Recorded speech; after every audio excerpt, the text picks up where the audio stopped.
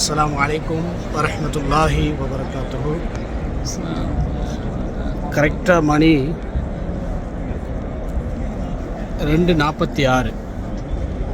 ஈதுல் ஃபித்ருடைய பெருநாள் தொழுகையை தொழுவதற்காகவும் தஹஜ்ஜுடைய தொழுகையை தொழுவதற்காகவும் அடுத்து ஃபஜர் தொழுகையை தொழுவதற்காகவும் நாங்கள் நிற்கிறோம். இது ஹரமுடைய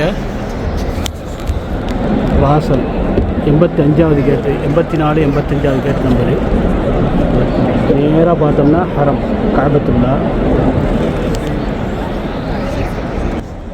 யார் ஒருவர் பெருநாளுடைய தொழுகையை தொழுவதற்காக நன்கு குளித்துவிட்டு ஒது செய்துவிட்டு பள்ளிக்கோ அல்லது ஈத்துக்கா மைதானத்திற்கோ பெருநாள் திடலுக்கோ சென்று தொழுவாரோ அவர் ரமதானில் செய்யப்பட்ட அனைத்து அமல்களுக்கும் கூலியாக அந்த நாளில் கிடைக்கப்படும்.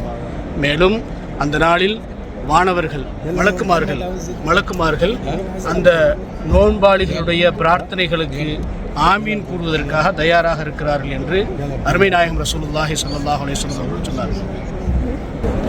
ஆக கண்ணியமிக்க அல்லாஹ்வின் நல்லடியார்களே, இன்றைய தினம் யாரெல்லாம் பெருநாளை சந்திக்கிறோமோ, பெருநாள் கொண்டாடுவதற்காக இருக்கிறோமோ, நாம் அனைவரும் அல்லாஹ்விடத்தில் பிரார்த்திப்போம், அல்லாஹ்விடத்தில் தஸ்பீஹாத் செய்வோம், திக்ருகள் செய்வோம்.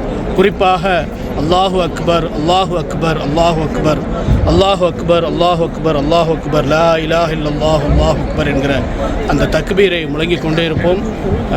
மேலும் அடுத்த நாள் யாரெல்லாம் பெருநாள் கொண்டாடுவதற்காக இருக்கிறோமோ சதக்கத்துல் ஃபித்ர் என்கிற அந்த ஃபித்ராவை கொடுத்து அல்லாஹுடைய உதவியையும் அல்லாஹுடைய அருளையும் பெறக்கூடிய நல்லடியார்களாக